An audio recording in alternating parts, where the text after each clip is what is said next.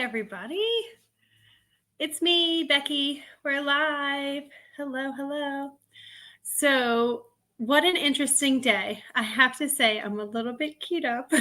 So, I apologize if I'm like bouncing off the screen more than usual. Oh, there's so much going on, but I need to calm myself down. So, here we are, and we're live on YouTube, and we'll calm down together. Also, today we might have Louise joining us and potentially George joining us as well. So I'm on through StreamYard and I've sent them the links, and if they show up, they will hop in. At least I hope that I sent them everything correctly and that they're good. So I'll check. I'll keep making sure. If you were here last week, forget what day it was. It's all a blur. I was live, and I always say shout out to anyone who's joining us, who's getting work done or wants to hang out while we're doing stuff. And Louise said, "Oh, I'll come on video with you." So I invited her to join the fun. And last week I was live with George as well. And so he said he might join us once he's back from the theater. So let me just check emails real quick and see. Yeah, okay, I'm going to keep that up so that we can check in with them. I hope George makes it, because I want to hear about his show, what he saw and how it was, and his big night out at the English theater in, I want to say he was in London, but I'm not sure exactly where it was. So we'll have to get all those details from George. And my hair is wet. Oh my gosh. I like blasted out from the shower to get live. I told them it would be like 12:15 my time in Pennsylvania, and it's like almost 1 o'clock. So I'm like 45 minutes late, but I'll tell you why I'm late in a minute too.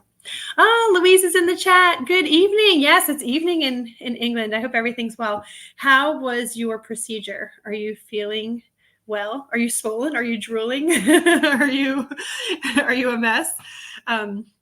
Feel free to jump in if you would like. I sent George the link to send to you. I hope you got it. Otherwise, I can give you my email address and you can email me, and then I'll message you back the code to come on live.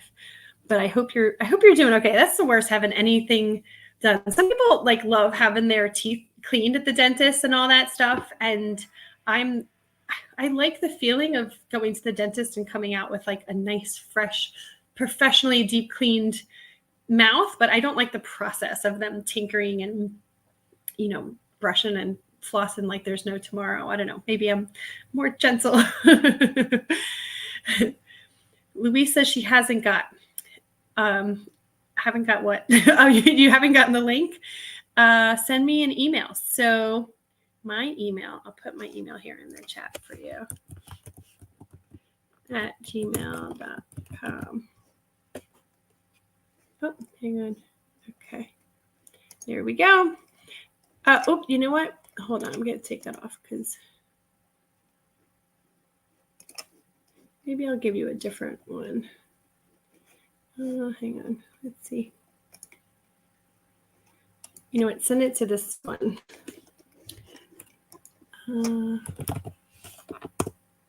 So it's been a crazy, crazy couple of days for me, and I am just catching my breath. Send it here. New life at gmail.com. Okay.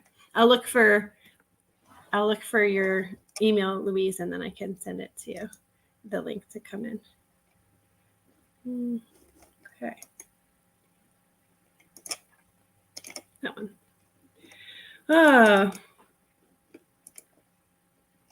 Nope. There we go. Okay. This one.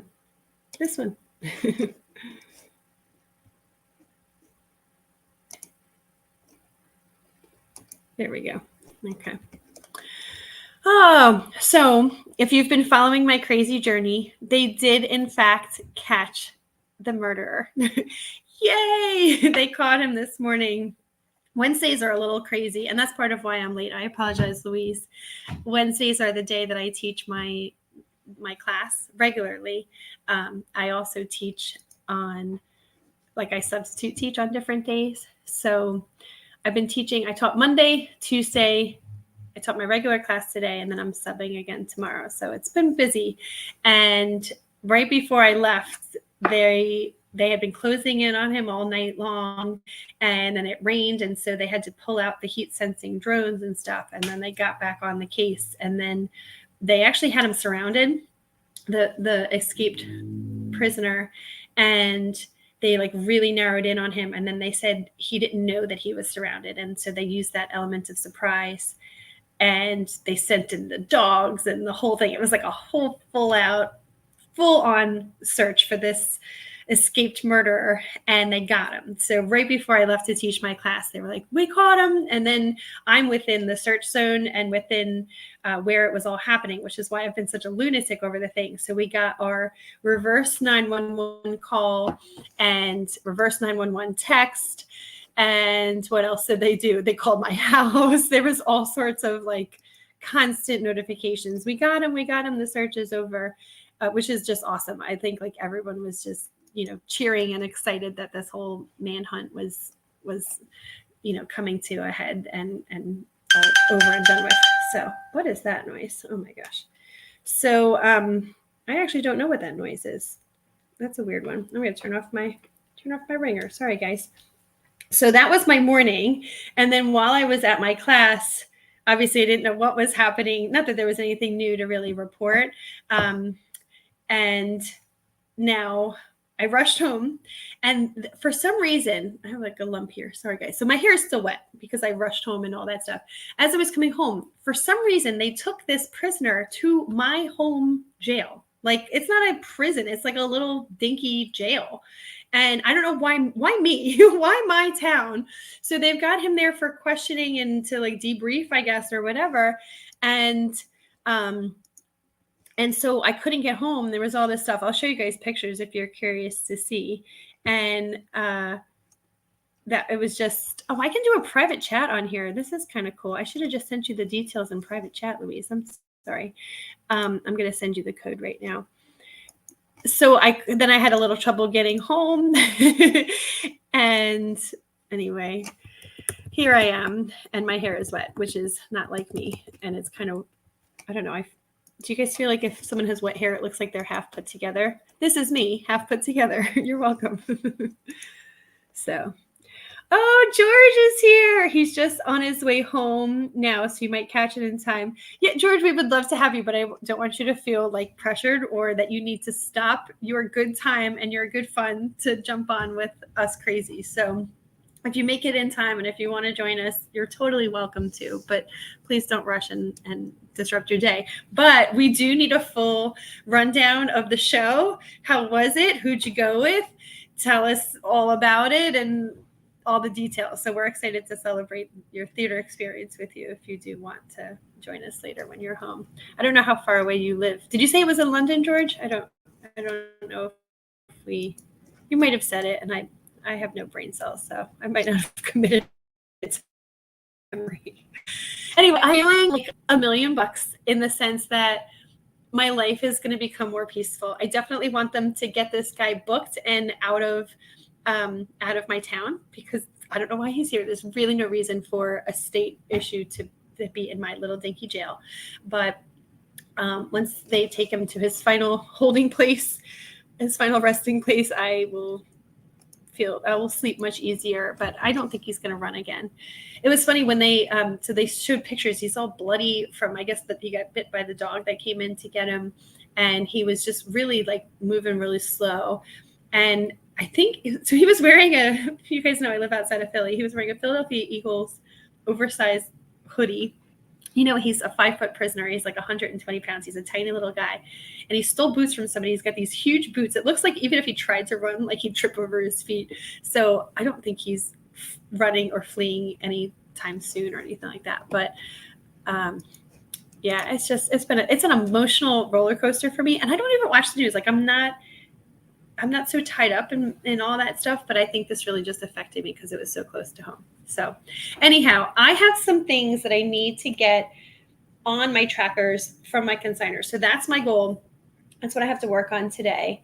And if we have friends who want to chat and join the fun, we'll find out what they're working on. But otherwise, we're just here to keep each other company and get stuff done. I have so much that still has to happen. Here's Louise. All right, Louise, I'm going to bring you in. Add to the page. Hello, darling. How are you? Hello.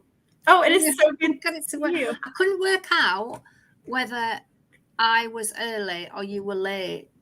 I'm late. I'm so sorry. No, it's okay. And then I decided that it said 5:15, but maybe it meant 6:15 because YouTube tends to go on European time, which is an hour ahead of us at the moment. Okay. Come October, when we change clocks, we'll be on the same time. And I thought, okay. oh, crikey, I've got it wrong. No, This it was is me. weird. So I can see you and me, and then I can see me down there. Can I close that box down there? Do you know? See if there's like on the bottom of the screen with the two of us. Do you see that? No, it says remove from stage, or it might remove me. Yeah, don't do that. See, like where there's the two of us. See, there's like the little. If you hover your mouse over in the bottom right, there's like a little thing that shows expand. That's better. Yeah. Gosh, look at me. I look like a right dog. No, you look good. You're a blondie. Look at you. Oh, I love it. Look, I've had my hair tied up, and you can see where it's all gone funny at the back. Oh, nobody cares. We're all working here. I look a bit chavvy. Let me put my ring light on. Oh, look, she's stunning with a ring light on. Look at you. I'm in the dark here. I like turn on my lights, but I'm in the dark. I want to show you. This is why. So you were right. I was in fact late. I was trying to come back. That's all right. Well, I was coming home and they have all the helicopters are still circling me. You know, I live right near where there was an escaped murder convict. And the pictures actually aren't great because I was driving my car, but I have like there's a helicopter flying and there was all the traffic was backed up. But there was this big, this is like one of the national news guys. This is my town, little tiny jail. Wow. All the police, all the news reporters are there for like the big, we caught him and all this celebration stuff. So that's what was happening in my world. But it's done. We're over it and we can move on. So, you can breathe again. You can breathe. And you had a murderer in England too. Do you live nearby? I don't think he was a murderer. I think, well, he's on remand for terrorism. Is it it's terror related? Yeah.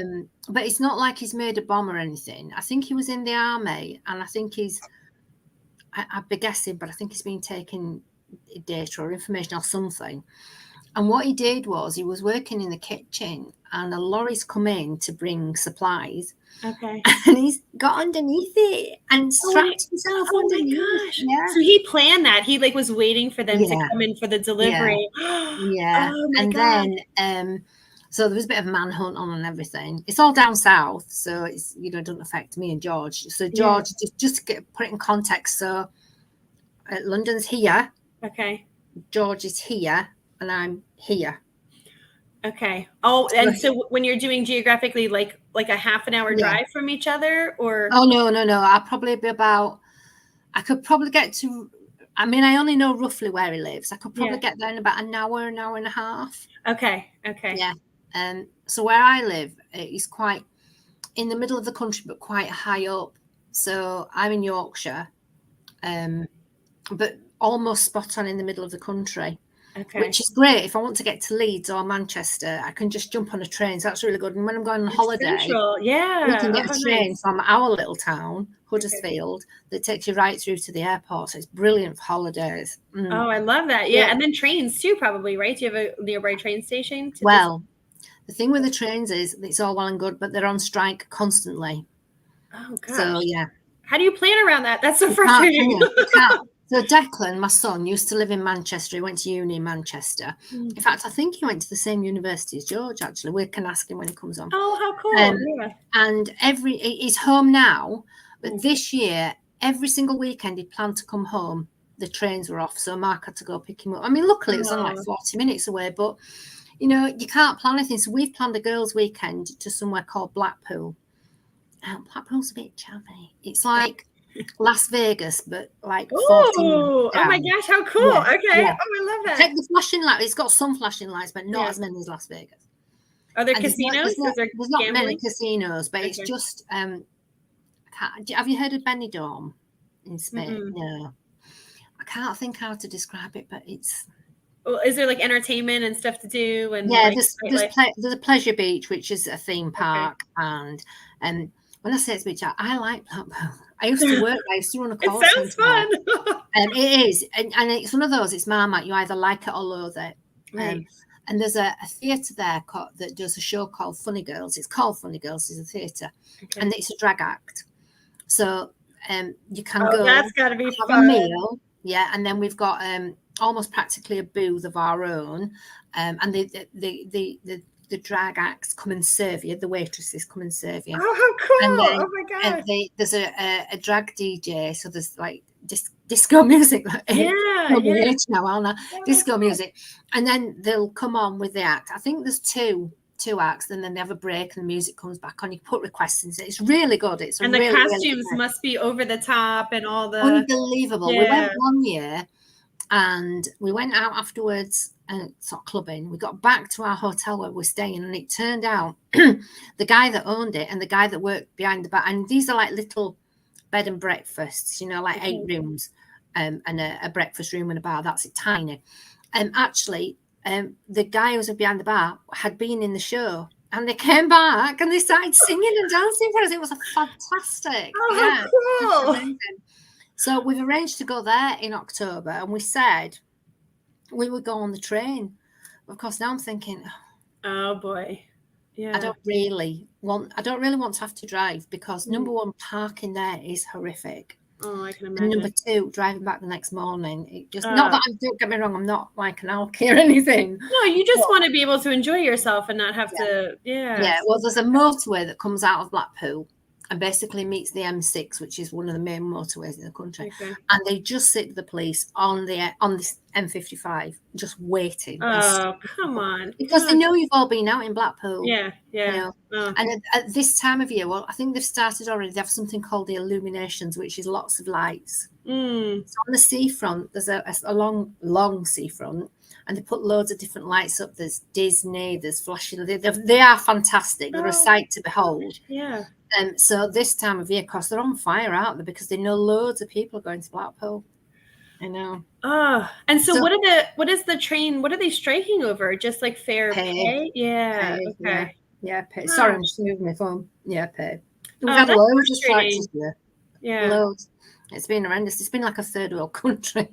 But it's crazy too to think about, like trying to plan, like if you're having a trip or travel or whatever, you're trying to plan how to get from A to B, and you're like, well, no, I haven't bought any tickets yet. Yeah. I'm just going to wait till close to the time and see if they announce if they're going to strike or not. So what happens if you do buy a ticket? Will they and then they're refund you? Yeah, they will. Okay. Well, I hope it works out, because it sounds like a really awesome. Oh, honestly, it's such a good laugh. You've got to be, I suppose, open-minded. Yeah.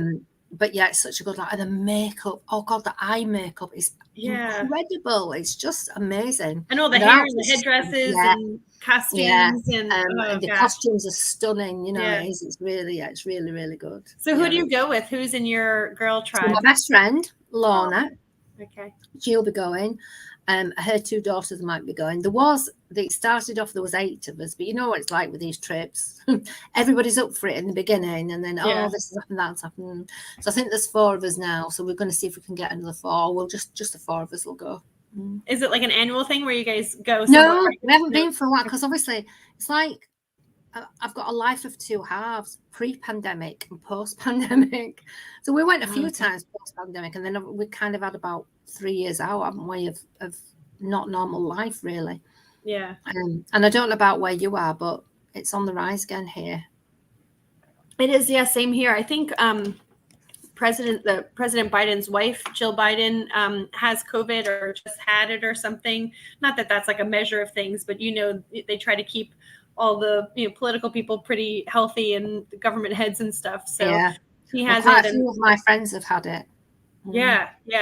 They said, what did they say about the strain? Or no, there was a release about there's like a new vaccine against like this strain, or it's kind of like the flu, where they're going to project what strains are coming, and they were just talking about the version of the vaccine. So I don't know if that's playing into this whole rash of new cases or what, but don't know. Yeah. One of my friends, it's the 3rd time she's had it, and she said this time was the worst. Oh no. Mm-hmm. I wonder about that. Like, there are some people, I actually know 2 people who said that they haven't ever had COVID. So then you look at someone like your friend who's had it 3 times, and then someone who's never had COVID ever.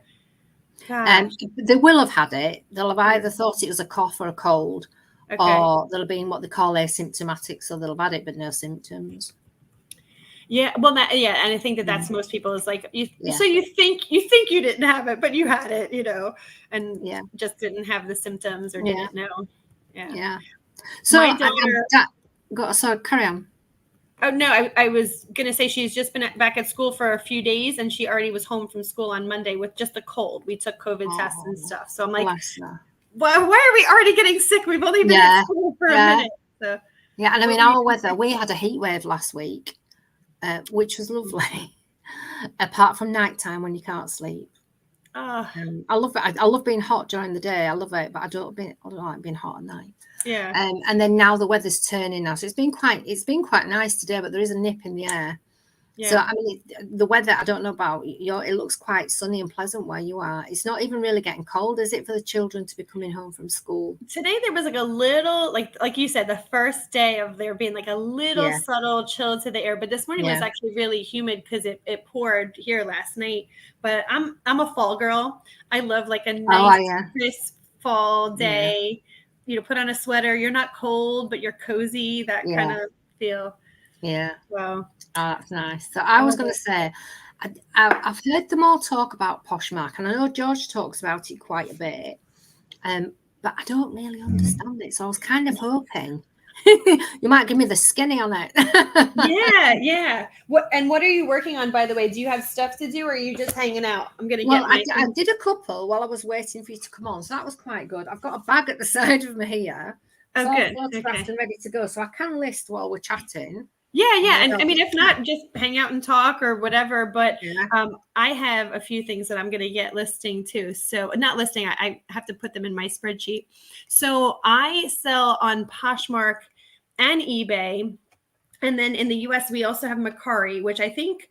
We don't have that. Yeah, I think it came. I think it was George actually telling me that it came to the UK for like a minute, and then there was also showing us, oh no, not going there. Right, bail out, abort, and I sell on Depop, but Depop here is nothing like what it seems to be for the UK. So maybe you can actually give me a whole lesson on that as well. I do eBay, and I do a little bit on Vinted. So if I've got anything that's say less than £5, I'll put that on Vinted.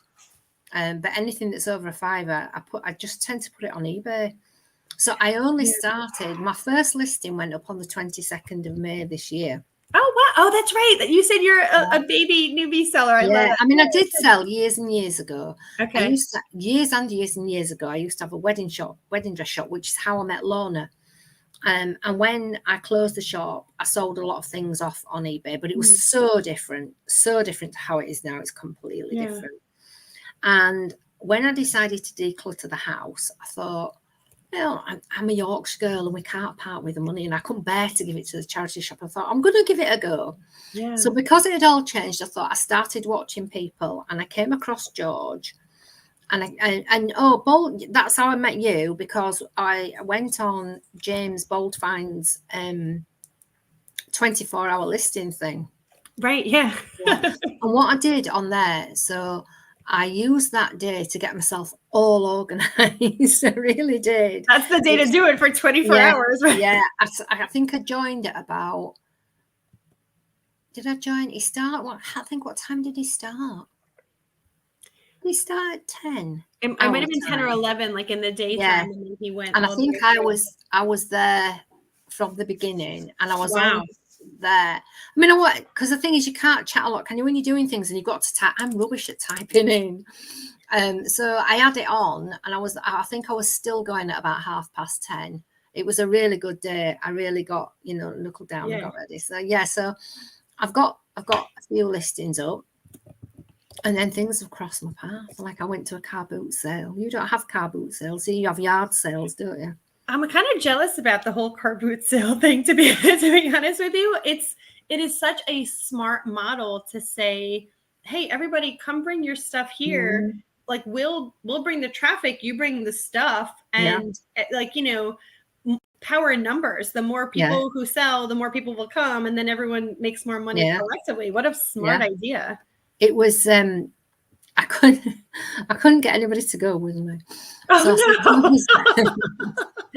no. Because, and again, like I said, I've done loads of research. I watched loads and loads of reseller videos to the point where I thought, I'm going to have to do it now because I've made this big hurdle about listing. And I just picked my phone up one day and I listed from my phone, and it was so easy. Yeah. So you started on eBay, right? Not started on eBay. Okay, yeah. And then I keep seeing all these car boots, and I have to be honest, watching the videos where they're going around the car boots is not really very interesting to me. I'm not really very interested. Right. Yeah. But I like the ones where they come back and then they get everything out that they've got. Right. And so quite like that. So I ummed and ahed, and I did a Google to see what car boots were near me. And it turned out that there's one at the football stadium and it's on a car park. So it's not on a field or anything. So I thought, good, all year round. And it was the bank holiday. So that was the last weekend of August. I went on the Sunday. I said to my husband, do me a favour, just drop me off because parking around the stadium will be horrendous. Oh, yeah. Was it so huge? It must have been so big. Yeah. It's a football stadium, but I just envisaged that there'd be a lot of people going to the car boot. So there'd be a lot of car parking. Yeah. So as I'm driving towards it, on the roundabout, I see this sign and it says, car boot at the gasworks. And my husband said, is it there? And I went, no, it's at the stadium. It's at the stadium. So we get to the stadium and it's all locked up. Oh. Right. Oh, no. You're like, am I in the wrong place? So my husband says, I'll take you back to the gasworks. I know where it is. So we go to the gasworks, down this little rubbly road, and there's like a man in a little hut with a cup of tea stood at the door. Okay. And a car in front of us. And I went, well, I can't see any car boot here. And he went, so I wound my window down and he went, are you looking for a car boot, love? Oh. And went, yeah. And he went, right. He said, and he went, here. And I went, where? And Mark said, I know where it is. And then he went, follow this car. So we followed that car and it basically was at the other side of the road. Okay. So it was a cross between, it wasn't a field, but it wasn't tarmac. It was like chopped up rubbly stones. Okay. And lots of people parked up. So by the time I got there, it was about 20 past 10. Well, people go at 6 o'clock in the morning, don't they? And I thought, there'll be nothing left. It'll be, How many vendors were there? Were there a lot of vendors? There would probably be, by the time I got there, probably about 50 maybe. Yeah. Okay. Wow. Cars. Oh my gosh. Yeah. So I had to wander around, and my husband runs a dog boarding business. So he goes and collects the dogs and then he takes them to host family. We don't usually have them. We have some here at the minute, but we don't normally. So that's what he was going to do. And I knew that where he was going to collect the first dog was about 40 minutes. Okay. So you had a fixed amount of time. Yeah. Okay. So 40 minutes to get to the dog, then 40 minutes to get to the host family, settle them down and everything. And then maybe another 20 minutes. So I knew approximately. Look at halfway around and I'm like, I've got bags. Yeah, that's what I was thinking. Like you need to almost run back to the car and drop things bags. And I'm thinking, what am I going to do? And I've got a thing about recipe books. They're like my kryptonite. And I'd gone to this stall and they had recipe books for 20 pence. And I thought, I can't, I've got to have some.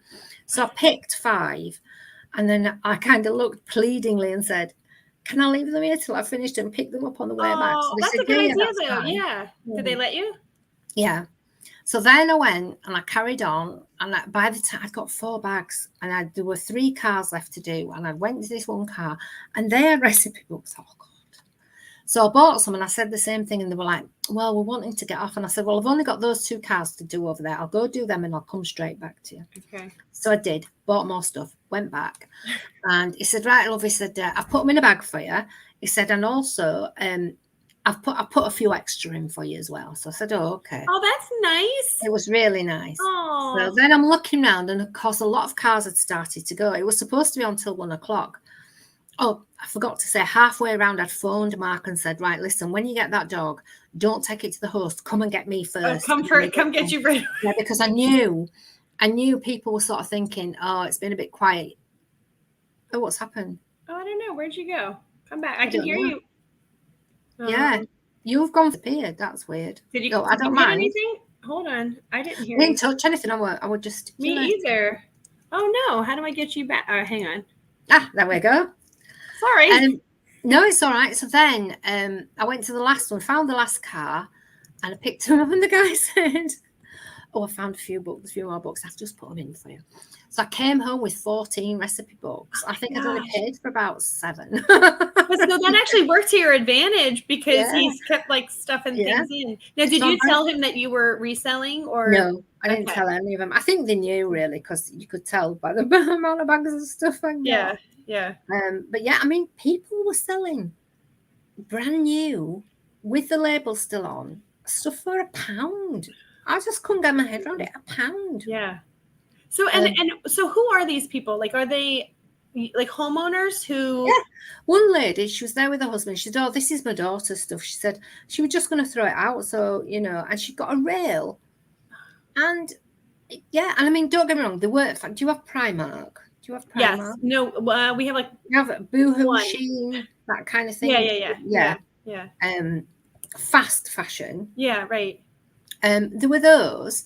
So they're not going to bring a lot of money, but because they're brand new, they'll be all right. They'll do all right. Yeah, for sure. I couldn't believe it. I just couldn't believe it. So that was my experience for Car Boo, and I'm really looking forward to going again. But I think I'm going to need to get a granny trolley. Do you know what I mean? I am going to get one. A granny trolley. Because no amount of bribery will get Mark or Declan to come. No amount. I've tried everything, and they're not biting. They won't have it. He said he'll drop me off, he'll pick me up, or he'll sit in the car. I said, well, you could sit in the car and I could ring you and you could come and take bags off me, couldn't you? You didn't see him enthralled. That I was going to ask, like, are they supportive of you? They know that this is your new venture. Yeah. Okay. So, George recommended a vintage sale. Okay. And I went there, and Declan, my son, came with me, and that was really good because I was picking things up, and he was looking them up on eBay, going, "Oh, look here, Mum, that's what you can get for that. That's what you can get for that." And then he kept going and getting. It's really good how they do it. You get a clear, like a bin liner, but it's clear, and you put your stuff in, and then you go to like these tables, and they've got scales on them, and they weigh them, and they tell you how much, and you can keep going backwards and forwards, so you know how much you're spending. And this is at like a place, right? This is not a car boot. It's like the one that I went to was in a place called Sheffield, which is kind of in between me and George. Okay. And they go all around the country. And when they go around the country, they charge £20 a kilo. But when you go there, it's 15. And I think that's one of their warehouses where you go to. It's just like it's not massive. It's not like I expected like a big hangar. It's not. It's not massive. Yeah. So I've been there twice now. At first I was a bit, even though George explained everything about it and what it was, I went and I was a bit like, it's so shocking. Yeah. Whoa, what we're doing. I feel like also paying by pounds. It's like, sorry. Is it that's your boarding dog? Yes. So we don't normally have dogs here, but for some reason, September has been so much busier than August. So I reckon all our customers have like got grown-up children and they don't go in the summer holidays. They all go in September. That's good for business. That's good. Yeah. So all our hosts have all got dogs. And then we've got one dog that was poorly, Benji. He's a Lhasa Apso. No, he's not. It's a Shih Tzu. I've got a Shih Tzu as well. We've got 2 of our own. And so he brought him. And then we've got Elsa the Cockapoo. And then we've got Ruby. It was an English bulldog. And Ruby's quite clingy to me. Normally, my husband's like the dog whisperer. Do you know what I mean? They love him. They absolutely love him. So sweet. But she's quite keen to me. And Benji, because I've been nursing him while he's been poorly, so he was a bit narked because I threw him out. Yeah, but sorry, I should have said you might get some barking in the background. So so it's been a bit of a roller coaster, really. Hang on one second, because I have like a zillion questions for you. But Mark in the chat asked, "Is that?" I'm just going to get my water. It's just. Oh yeah. Mark asked if that's the Bolton one, and I don't know. I'm wondering if you were asking. Yeah, I'm thinking he was asking you if it was the car boot near a place called Bolton. No, it's a oh God, what's it called? John Smith Stadium in Huddersfield that I go to. Okay. Hi, Mark, by the way. It's good to see you. I don't know if he's still on or not. I think we've spoken with Mark before. So you decided you wanted to start reselling. And I think, by the way, you have like a leg up on all of us because with your boutique, like the wedding dress shop, you know textiles, right? You know fit, you know styles. Yes, quality. yes, I know. Like when you're out, if you were looking at something, I'm sure that gave you experience to know, like, this is well made. Look at the stitch work on this. Yeah, you can tell. Right. I think that's what threw me when I first went to the vintage sale, because obviously it was vintage, and so for somehow that had worked in my brain. Yeah. And of course, obviously being a bit vintage myself, I was going, oh, I remember this. I remember this from the 80s. Oh, right, of course, nostalgic. From the 80s. Oh, God, you know. And so I've kind of gone with what I like, you know, what appeals to me, which has worked all right. I mean, I've sold some of them, so that, you know, that's, you can only go with your own gut reaction, really, can't you, you know? Well, I think so. And I think like that's for me, if I'm drawn to the style, I like to think I have a decent sense of style. So like if I'm drawn to it and if it's something I would wear, then it's something that I think would sell well just based on style alone. And then you start to know, like you can kind of feel something and feel, oh, this feels cheap. It's polyester, or oh, this feels like some cashmere. Brands, you just know it's cheap, don't you? From your own knowledge, you know. Yeah. Some of the high street will go reasonably well. If it's like I do quite well with Marks and Spencers, but then I think it might have been on one of George's lives, and somebody was saying, no, Marks has had it day. It doesn't hold its money, but it's done all right. The few pieces that I've sold, they've done okay. I went into a charity shop just purely off the hoof, and I bought a red short trench coat. Do you know what I mean by a trench coat? Yeah. And it was a size 20, which would be a size 16 US 16. Okay. And they wanted £9 for it, and I thought, Marks and Spencers, that's going to go. And I sold it for $20.99. So I was really excited about that. I mean, I know it's not a king's ransom, but to me, it was just really exciting. So, you know, it's funny, you were asking about Poshmark, and one of the things that I personally think about Poshmark compared to eBay is I do think you can command a little bit of a higher value. Now, I don't know how the Poshmark buyer is in the UK or just Europe. Is it Europe or is it only for England? I don't know. Yeah, I think it's just the UK, if I'm not mistaken, because like they don't really do international shipping. That's not like Poshmark's thing yet. I'm sure that they're going to consider it, but in the US, the Poshmark, in my opinion, the Poshmark buyer is a little bit more sophisticated, a little bit more elegant, whereas it's like, so like the mentality is Poshmark is people getting things out of their closet and then rehomed, versus eBay, which is like a garage sale. It's like, cheaper, like volume junk, not junk, but like it's more, there's a little bit of everything, housewares, sporting goods, all that stuff. And I think the Poshmark experience and the Poshmark mentality is that it's a little bit more bougie, a little bit more fancy. And so therefore you can command a little bit more. So I actually price my items differently on the different platforms. Not substantially so, but a little bit. Do you list on Poshmark? So I start on Poshmark, and then I have a cross-listing software. So I will list everything on Poshmark, and then at some point throughout the week, then I get things out on all my other platforms. And so you cross-list then as well, yeah. Yeah. So the software I use is called Flip, FLYP, and I forget if you guys have it or not, but it's actually free. And the fact that it's free, there's some glitches. It's kind of newer, but I'll deal with glitches if it's free and if it works. So I'm a bit scared. I'm a bit scared about cross-listing. You do have to be a little bit organized because things can go wrong. And I keep thinking, what happens if I wake up and look at my phone and something is sold on both? Yeah. Ooh, what do I do? You know, it's very rare. Like that kind of thing is rare, in my opinion. Is it? Yeah. Well, I mean, you'd have to be. Yeah. I think also the fact that I don't list in real time. So, like for example, let's say I list something on Poshmark, and then it's getting like a lot of likes, a lot of action, then I can. Is that it? Yeah. Yep. There it is. That's it. Yep. And you see it says 100% free or something there. Yeah. Oh, Mark just said, hello, still here. I came on the 24-hour. Yes, yeah, you came on the 24-hour with James from Bold Finds, right, Mark? So you and Louise you guys were there. Oh, where's he from? Making magic happen. Because I watched the whole thing. I did watch the evening back again. Is he a reseller? Is it? Yeah. Mark, do you want to join us live? You're welcome to join us if you want. I will send you the link, and you can join us if you like. Otherwise, just feel free to hang out in the chat.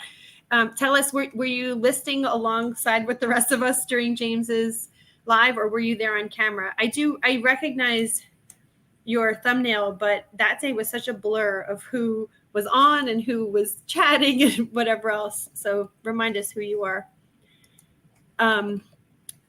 So Louise, what I do is like, I'll get things started on Posh. I'll give it like a day or two. And actually, if something's getting a lot more action than I anticipated, so that means that I've probably priced it really perfectly and everyone's buzzing, I can either wait to cross list it because I'm worried it's going to sell on Poshmark and I don't want to double sell it, right? Or I can even price a little bit higher because I'm like, if it's going gangbusters, maybe I've like undersold myself and I would put it a little bit higher on eBay and Mercari and the other cross listing. They only do the cross lister only functions in the US for the time being. I bet there must be one. I'm just, like I said, I don't know. I'm just a little bit hesitant. I don't blame you. So I've actually never had that happen. What I have had happen is being disorganized where I think I have, so let's say I sell something on one platform, then I have to go back and delete it from my other platform, right? Yeah. And I thought I deleted it, but I didn't. And you haven't. And that's just a user error. Like that's not Flip, that's me. I got the impression that on Poshmark they did live videos like this. Is that right? Live selling. So that's brand new that they just introduced maybe about 6 months ago. And it's been very, I want to say mixed reviews on how it's been received. Oh, okay. Yeah. And they're trying to be competitive with Whatnot and even eBay. eBay has eBay live selling too, at least in the US.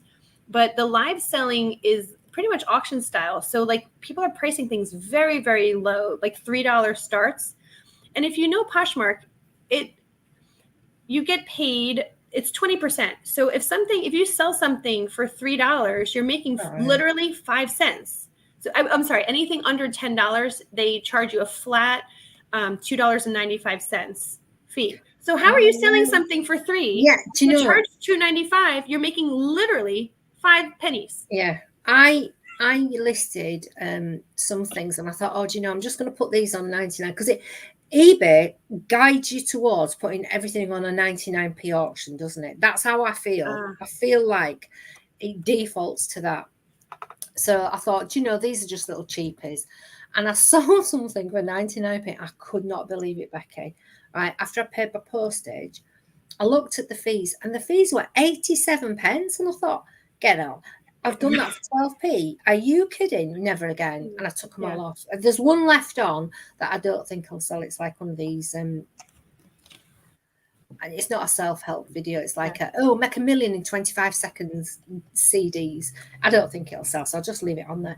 But honestly, 12p, I thought, no, never again. So that's why anything like that, I now put that on Vinted. Yeah, that's smart. If it sells for £1, I get £1. I can charge it like, I mean, I feel like some things, if you're willing to let them sit, like you could up the cost, like charge $1 or $2 more and just see, but just know it's just going to sit and take a little while. But then at least you know you're going to get your money back. Yeah. I'm super jealous. Like I don't think we have Vinted the same way you guys do. And that sounds so incredible for you guys that there's no fees, right? You have to be careful on Vinted because they don't want resellers. They just literally want people that are decluttering, you know, people that are just selling the clothes off. That's what they want. They don't want resellers. So I know George he's got a lot of listings on there. Yeah. He's done all right, but I'm scared. The worst that can happen, they'll like slap your wrist. Yeah, so I've got, not very many. and I think I've sold 3 items. And I'll tell you that this is how laissez-faire I am with it. I have not even put my bank details on yet to get paid the money. Get your money. You've already made the sale. I've got £9 invested in vintage. Get your money. I'm loaded. Yeah. But the way it works is, if you sell it for £3, you get £3, and they have this in-post locker thing, which is just, I love it. I wish eBay did it. I'm sure they do something similar, but it's not as good as the vintage one. So you wrap it up. You don't even have to put a label on. I do, but you don't even have to. You can just do it on a QR code, and you go. So they're all over. There's one I can literally walk to one. I mean, I wouldn't, but I could if I needed to. If it was snowing, I could make Declan walk. It's like 3 streets down. But in town, there's a big Sainsbury's supermarket. And outside, so it's 24 hours, you just go up, there's a screen, tap, tap, tap. The door pops open for the one it wants you to put. You put it in, shut the door, go back. Have you put it in? Yes. Do you want the receipt? Put your email address in and it emails you a receipt. Oh my gosh. It's so easy. You don't pay for postage. The buyer pays the postage. So the little thing at the supermarket, is that for all mail, or is it just for like? No, it's just for it's the in-post. It's for Vinted. I don't know if eBay use it as well, but Vinted, everything I've done on Vinted, I've used that. I don't use Royal Mail. I just use that. Oh. And then they, as if by magic, it appears in a little locker near the buyer. And then when it arrives, they get a message. They go pick it up. And the minute they have to then go back to Vinted and go, I've got it and I'm happy with it. And then they release the money to me. Now, what happens, like, that sounds to me like, could there be a scam where they said I didn't get it or something? I think they'd struggle to say they didn't get it because it's all it's documented. Yeah. So Vinted know. They know they have to go up to the screen. So there'll be a camera on the screen, won't there? You know, they're taking it out of the locker. So they could say things like, well, I opened it and it wasn't what I've ordered, or, you know, they could. Yeah. I mean, I'm sure there's ways, because people will learn how to scam anything, won't they? Absolutely. Of course. Anything. Well, it sounds like this little thing is just for Vinted, though. I mean, that's kind of exciting. Oh, hold on. George is here. Hey, yay for George. All right, hang on. We'll let him in. Cool kids only. Hello. Hello. Hi, George. How was the theater? Yeah, it was fun. Get settled in. We need to know all the details. While George is getting settled. Back home. Yeah, you made it in good time, I have to say. Yeah, Mark. I got it was only 2.5 hours, but yeah, we got kind of like let out. So I thought getting tickets for a Tuesday matinee showing, there wouldn't be any like children. Like, yes, essentially. Let's just say how it is. Children. Yeah, no children, and it would have been like quite quiet. No, well, I got in and I was like, oh, there's hardly anyone in here. There was quite a few spaces, and I got a cheap ticket. I got a £20 ticket, which is like the cheap end. Anyway, an usher said, oh, we've got some space in the stalls. Would you like to go in? I was like, yeah. So I went down to the stalls and I thought, I'm going to make sure I get like right in the middle. Anyway, so I said to the usher, I said, what if someone comes in? He says, oh, just move along. There's loads of room. I was like, all right, okay. So I sat right in the middle, the most expensive seats in the house. And what should happen? The first 2 rows, a whole school came in, or it must have been like a drama class school. They must have been about 11, 12, something like that. But all in the front row, right in front of me. And I was like, oh, it was fine. They were very well behaved, to be fair. And I prefer, like, you know, kids going to the theatre is the best thing, I think.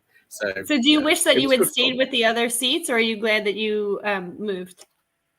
The other seats was on it was on the alley seat. So like when you walk down the alley towards the stall, it was like so it could have more leg room. So because I bought these tickets the ticket ages ago, so I could pick the end seat, so I wasn't all squished. But the seats were quite generous, actually, for someone like me. Anyway, it's quite big. The seats were quite generous, and the theatre that I went to, I've never been there before, and it's quite nice actually. But yeah, the show was really good. All the acting was really good. I tell you who, Louise, you'll know. There's do you know Janine out of EastEnders? Yes. Yeah. Was The she one in that it? killed Barry. Yeah, she was in Barry, it. yeah. Oh wow! But I was only like a couple of seats from the stage, and I could like see her, and she kept on like glancing down. I thought, does she know me? She was like, she kept on like looking at me, and I was like, but then again, they were like, it's like you killed our Barry. Yeah. No, EastEnders is a soap. Did she play a nice character? Because she's quite evil. No, she played a baddie, but that was she? kind of nice. But she was a baddie in the end. But Yeah. yeah, she was really good in it actually. Yeah. And what was the play again? Nice. It's called The Ocean at the End of the Lane, and it's based on a book by Neil Gaiman. And yeah, he's done things like The Sandman that came on Netflix a few months ago, and he's done loads of things. Coraline, do you remember Coraline? Yeah. Okay. He wrote Coraline, so it's that kind of like, it's a bit kooky, a bit weird, a bit dark, campy. Yeah, cool. Yeah. Oh. So Mark, Mark is in the chat. He's one of everyone's friends from Bold Finds. He was on the 24-hour live, and he said that he would love to see Ocean at the End of the Lane, and Neil Gaiman is one of his faves. So he's right there celebrating with you. I invited Mark to come on with us, and he said he's not joining right now. He's currently doing the dishes. So good on you. And he is, yes, right. Louise, to answer your question, he is a reseller, and he was on from about 1 p.m. until 2-ish at the same time as George Ross. So who's George Ross? That's not you, George, right? No, we've got there's a couple of Georges. George Ross is like he's like a big YouTuber over here, and he's a big reseller YouTuber. But yeah, there's a couple of Georges actually. There's someone called, is it George's Shed or Treasure Shed, who's just popped up over the past few months. He's quite good. But yeah, there's we Georges stick together, I think. We've got each other's back. All good people. Do you know Mark Wall from? I know him from Instagram. Okay. And yeah, he's very supportive on Instagram. Hi, Mark. Oh, that's great. I love this little community. And speaking of Instagram, so Louise, did George say the other day that you are live on Instagram sometimes? But no, I put videos up. I haven't been live yet, but I've put some videos up. That, to be honest, they're a bit old now because they're from that car boot sale. Or you know, I did them after the car boot sale. So I suppose I've probably, I will still post them, but I am a little bit, you know, behind, really. I should have posted them quicker is what I'm trying to say. So as a newer reseller, I think it would be really cool if you were to do a YouTube channel, or even just on Instagram if you're doing videos there, to like kind of document your journey and share like this is what it's like as a new person and trials and tribulations. I think it's that big scary beast, isn't it, YouTube? You know, I don't mind doing the videos and putting them on Instagram, putting them on TikTok. That's fine, but it's like a huge leap to do it onto YouTube. You think so? I don't know. Maybe I'm just going right for YouTube. Here I am. Like, do the lives. You know, the lives are you just go live, don't you, and chat. If there's anybody about, you know, yours, George. I really enjoy that. I've learned so much. But just the banter in the chat, and people put, you know, in the chat.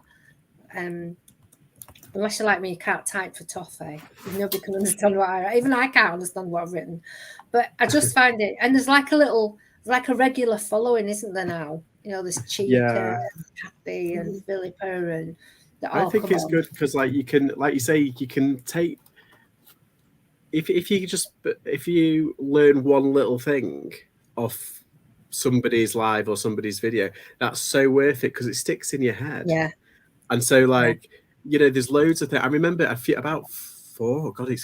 probably longer, about 5 years ago now, when they did Reseller Ladies, and it was when the YouTube community was quite small over here. There was only like a few, and there was like the ladies did like an afternoon chat, and because I was working from home, I could log in, and I didn't know anything about like women's clothing, and they used to talk quite a lot about women's clothing, and I used to pick up brands, and the brand names just sunk in. So every now and then I find stuff, and I'm like, oh yeah, that was mentioned so much. So like, as long as you like take something, then it's very good. I think it was it Daily Refinement? Oh yeah, I don't do that though. Do you watch them on YouTube as well? I was on there live. I think it was yesterday. I was in the chat and I was just like, oh, well, because he's doing like a Tuesday live, but he does like a group session where he talks to some of the people in his group. Chris does, and I used to just tune in and have it on in the background. It's like it's not white noise. I am listening to it. I put it in the background while I'm working, and I pick up like little things like certain ways to like position your clothing, or they all do flat lays now. I don't. I use mannequins. I don't. Like, I've got a body form. little tidbits, and you think, oh, can you see it? It's on the back of the door next to my dressing gown. Oh yeah, it's white, so it blends in. Yeah. Body form. Yeah. It's so easy because I've got a mannequin as well, but that is just so easy. Off on, lay them on the bed, put the tape measure on. Your forms are friends now. Louise, does yours have a name? No, but I could think of one. George, how about yours? George, does yours have a name? It did have a name at one point. I've got not two. Repeatable. Oh, that's it. I've got one's the guy's was called Manny for mannequin. Mannequin. I don't know what the lady was called. All right, we have to make some introductions. I've got a man and a woman one, so I don't know. I think I've just got a sale, by the way. Yay! Woohoo! Oh, hold on. Let me see. It's just come in now. Let me see. That's a pretty decent one. £23. I never thought about toys and things like that, but I've watched you with toys. And there's another guy that I've been watching. He's a bit like me, so he works full time. I can't think of his name. What is that? Have you got a sale as well? Oh, I want one. There you go, George. No, it's a victory song. When we had our so I was on George, I know you know Glamma because she comes into your chat sometimes. Glamma's Closet is a YouTuber, and I was watching. She did a week straight of evening listing parties with her friend Veronica Mitka. She's German, but she lives in the US. And I follow Veronica and therefore found Glamma. And so they were trading off having these listing nights. And they put me on live. I forget how they were doing kind of like this. And they said, hey, you want to jump on the video? So I jumped on with them. And I said, this has been so wonderful. I've gotten so much done. And I said, when's the next one? And they said, oh, when are you hosting it? And I was like, okay. So I came on with Kristen, who's another YouTuber that I've become friendly with. And so when we were hosting our party, I told her I have a whole bunch of sound effects for when people were getting their listings up. Yeah, so if you have a listing that you get going, let me know, because what was the listing noise? That was one of them. And then, here.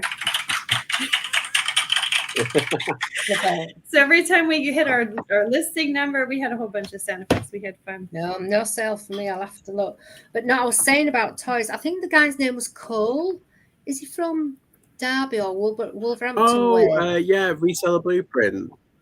That's it. Anyway, so I've been following him. I actually went back to the beginning because he's only been on about a year. So I've watched a lot of his videos on YouTube. And he has quite a lot of toys. He buys like pallets at auction, doesn't he? So anyway, I think so, when I went to Car Boot, I went up to this stand and I literally picked this toy up because it was in its plastic, all sealed, and it said "press me." So I did, like you do, because you can't help yourself, can you? She went, oh yes, it works. And I went, oh, I said, how much is it? And she said £1.50. I thought, Declan's 28. I know nothing about toys now. And then I scanned across the table and there's a meerkat, a Star Wars meerkat. And I thought, limited edition. I said, how much is that? She said £1. And I said, would you take £2 for both? And she said, yes. I brought it home. I'm thinking I've probably got a right one here. Anyway, I Googled it. eBay, $14.99 for the toy. Put it on. I put it on at $12.99 and it sold within 24 hours. I could not believe it. I was just like, yay. The meerkat, not so much success, because Mark said, is this for Declan? I went, no, it's to sell on eBay. Declan came in and said, is this for me? And I went, yeah, for a tenner. Good girl. Mum, I went, you can have it for a tenner. I've bought it to sell. Anyway, needless to say, he's not watching this, but he won't it'll go in his Christmas. Because it were a quid. But yeah, I couldn't believe it. But that was just sheer fluke. I mean, I like I say, I just thought, I thought the meerkat would be worth something, and it turned out the toy was worth more than the meerkat. Yeah, I have to show you guys this. I don't buy the meerkats anymore, to be honest, because it's not that they don't sell. There's so many of them now online. I just kind of like, not. So guys, I'm processing things for a consignor, and I just took these out, and there was a note stuffed in the shoe. So I'm going to say there was a $20 note, isn't it? It's an actual note. What does it say? Okay, she just wanted me to know that they were worn once barely. Like it's so funny. These little cheat sheets. Have you guys heard of Ortho Feet brand? No. Kind of. We've got like certain brands do special like orthopedic shoes, like what's it? Is it Joseph Sable? I know that they do stuff, and Pavers. They do special orthopedic styles. Yeah. They're quite popular out there. They're quite expensive as well. Yeah. It's this is not like a brand that I would go out seeking or that I would look for, but I think, like you were saying, special shoes. I'm just going to go. My little Bobby he's at the door and he's crying, and he can't work out why he can't come inside the door. Little Bobby. Actually, we've got a dog here that is a spitting image, George, of Buster. Oh. Elsa, she's a chocolate brown cockapoo. I don't think I'll be able to get her to come up the stairs. She's just like Buster. Oh, I saw a cockapoo today. I was like, Louise is saying that her husband boards dogs, so she's got a whole bunch of guests right now. Mark said in the chat, "Hi George, good to see you, mate." And Louise, Mark said he would watch you, Louise. You seem lovely. So now there you go. Now you need. There you go. He doesn't know me. I'm evil. You need to start a channel and get some videos live. The thing is, I've got a contract until the end of March, and I do 4 days a week. So it's really difficult trying to do everything. And I tried to do TikTok and Instagram, and I just thought, you know what, I need to draw a line here. I need to focus on eBay. Right. So I do, and I do put, because I quite like doing it. And TikTok, it's one of those that every time you do a video, you learn something new, don't you? Yeah, and it's really easy to do. Yeah, and so, I mean, to be fair, so it's Instagram. So I've tried to make a thing, like when you have to put a few listings up, put a few things up, and when I'm out and about, I will. But when this contract's finished and I can do this full time, because I've decided I'm not going back to my old pre-pandemic life. I'm going to stick with the new life post-pandemic. I think I'd like to be a reset. Isn't it funny? I went from being, what is he doing? What's that? What is it? Show us, George. Sorry, it was a Ben 10 toy. Sorry, it just went off. And Hank, what are you working on, George? Are you listing, or are you? I just got pictures. I've got a bag of stuff, and I've just from the car boot. But gotcha. I'm just chatting. I'm not doing anything. You'll get there. Louise, what was your pre-pandemic life? Like, what were you doing, and what is your... I've been self-employed for about 20 years before the pandemic, and I had a contract, funnily enough, with the same company that my husband bought a franchise from to do the home boarding. He had a really successful first year, and the owner asked us both to go and see her. And she said, "I want to know how you've done it." And he said, "Well, it's not really me, really." He said, "Louise does it and just tells me what to do." I did all the social media, all the office work, and he did all the going out, picking up dogs and all that kind of thing. So it worked really well. So then she rang me about 3 weeks later and said, "Would you come on board as a consultant to go around the other franchisees?" She says, "Some of them I'd like you to go visit them and help them, stay a couple of days and help them. And some, and do like, it was Skype. I used to do all webinars I used to do. When they'd first started, first week, second week, and so I did that, and I really enjoyed it. I mean, I went all over the country, which was great. The last appointment I did was in Cheltenham, I think. The one before that was Glasgow, and then the pandemic came in, so it just went really. We as a business were hit really badly. The cancellations started coming in January. So as it happened, Mark's license was up November 2020, so he didn't renew, but he carried on to do the business in a very similar style as it was, shall we say. Hence why the dogs, but we have dogs here as well as having the hosts. So I had no work and no income whatsoever. And you do the usual day. So I threw the duvet over my head for 3 weeks and thought, what am I going to do? Every day was silent. Do you know what I mean by, on Christmas Day, it's silent. There's no cars. There's no nothing until the children come out and play on the bikes or whatever. Every day was like that. There was no noise. It was just silent. Oh, wow. And it freaked me out a bit. Eerie, yeah. And then I thought, I need to work. What am I going to do? I need to get some income in. And I thought, well, in my whole life, I used to run call centres. I thought, well, I'll go back on the phone. So I Googled, and that's when did you have contact tracing, Becky? Yeah, with COVID? Yeah. So I went and did that. And I went with a couple of private companies. Then I went with a local council. And then we went with another local council. And then from there, that said council has got another contract to do something else and asked me if I'd stay on and do it. Louise, look how cute, real quick, since you're talking about. Oh, look at that. Oh. What's in there? Is it just an empty tin? It's a tin. It's unused. And actually what was in there was a dog collar that says, oh, isn't that lovely? Oh. So I'll sell them separately, but this is a new consignor that I'm selling for, so I don't know what kind of stuff she had. It just made me think of, you were talking about doggies. You just get a big bag of stuff and work your way through it. Yeah. So this whole process, I have to keep everything organized. So when I'm just going through boxes and putting it into my spreadsheets. I also have a question for you as we're taking a pause from your story. As a dress person, do you know what this is? It's some kind of like measurement tool. Is this for clothing, or it's like I don't know. And it has. Would it measure shoulder to shoulder, George? It says inseam to hip curve. Like, what is this? Is this for dressmaking? I don't know. Oh, it might be for dressmaking. Yeah. If it says that on the side, it probably is. Yeah, shoulder, underarm, like I wonder if this is like some kind of. I thought you've never seen this with your wedding dress stuff, no, right? No, but I imagine if you laid something flat and put that over the top, it would be quite easy to measure because it'd keep it flat to measure it. Yeah. Oh, I wonder if I should sell these or keep them for my.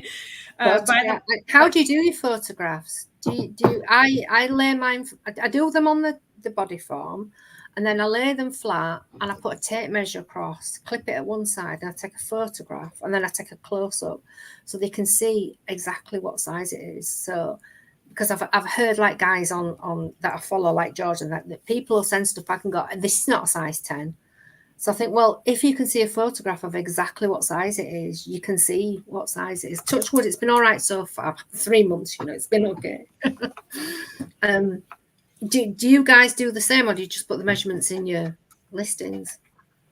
For literally, I've just been doing that now. I've got like a loose, I've also got like a tape measure, but for my loose one, so say like a toy, I'll put this next to it. I'll do it in inches. I don't do it in centimeters. I'll just do that. Right. And I put a picture on it, and I try and do that with everything. Yeah. Weirdly, it would work better with clothes. It will work good with clothing if you can get one of those. I've forgotten what they're called now.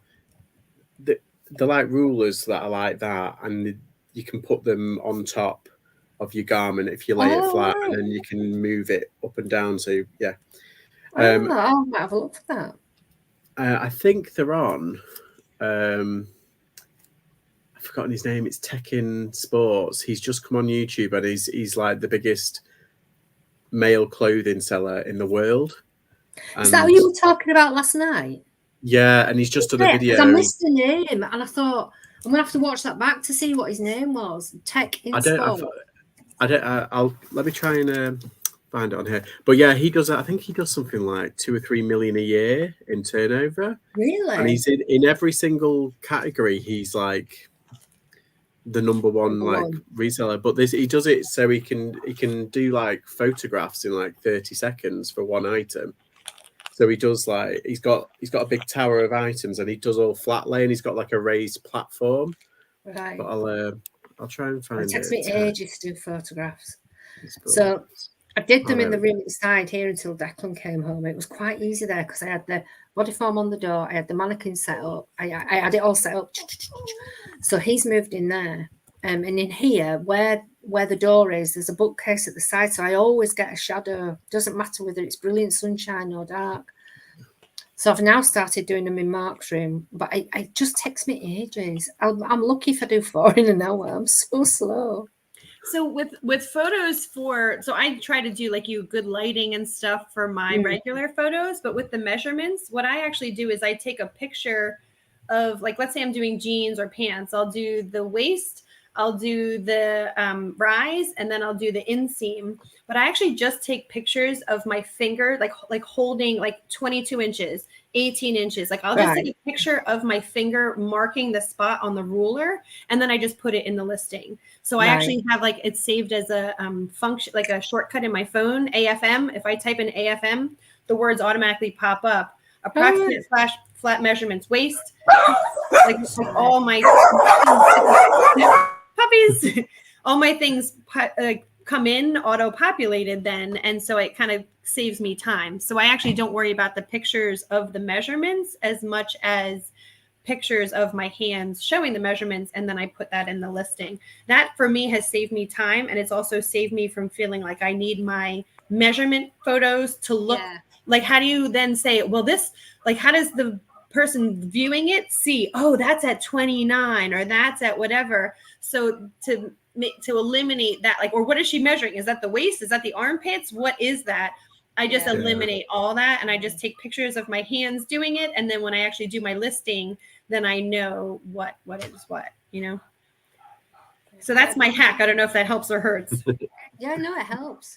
One lady, bless her, she messaged me. I had some peep toe 6-inch platform stilettos, and she said, can you measure the peep toe bit, because I've got a bunion. Sorry, I've got a bunion. Oh no! Do you think they'd be suitable? So I thought, what do I do here? Because the combination peep toe stiletto, it's not happening, is it? And bunion, it's just not happening. No, just say no. That sounds painful. So, you know what I did? I went back and I said, look, I've measured it, I've done a photograph, I've put it up, but I have to be really honest, I do not think these are the shoes for you. I just don't think they'd work with the bunion. I thought, I can only be honest, can't I? And she came back and she said, that's fine. She says, I'm going to buy the handbag. And thank you for your honesty. And she did. She bought the handbag, and she's bought something else since. So I thought, well, it worked, didn't it? I could have lied and gone, yeah, they'll be fine. And she could have bought them and probably sent them back, because they just wouldn't be. They'd just be so uncomfortable. Yeah, I love that you even more. Yeah, that's what I thought. Instead of being like hungry for the sale, you did the right thing. Like you could have just been like, oh yeah, that'll be great, sure. Yeah, they'll be fine. But I just thought they won't. I know they won't. Yeah, no, you did the right thing. I love that. I think having integrity in selling. And hey, she bought the bag, and then she came back again. Like, you could have lost her as a customer long term, but not being princess. My lips are really dry, and I put the lipstick on, and then it's gone all funny. But my lips are really dry. You look good. I've got no lip balm to hand, so I've had to put that on because that's just there. Real quick in the chat, Mark, before you were talking about how is everyone's process, and he said he's a lazy clothing seller, so flat lay all the way. So that was his recommendation. And then he did say he had to go pick up his daughter from drama class, so he said to have fun.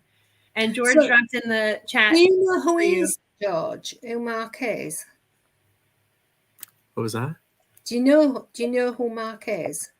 Yeah, Mark, he's on Instagram. He's been following me for years. He's been one of my original, even when I didn't really do YouTube as I'm doing it now. He back way back when, but yeah, he's been following me for a long time.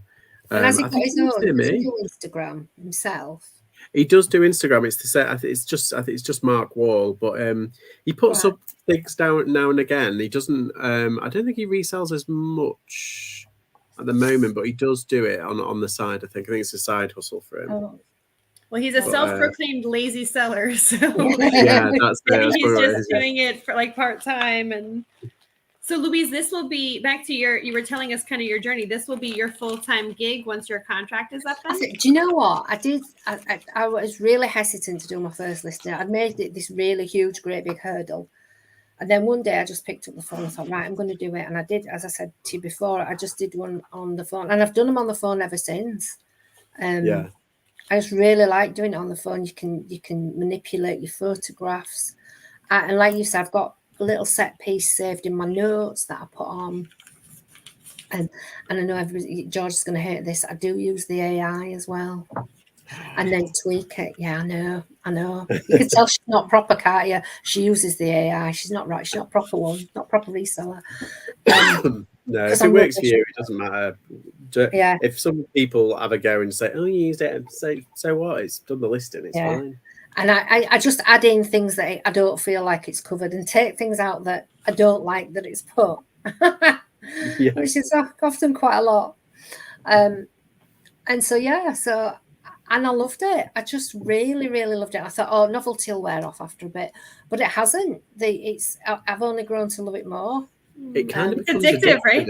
Yeah, it's saying it kind of becomes addictive. Yeah, it is addictive. It is.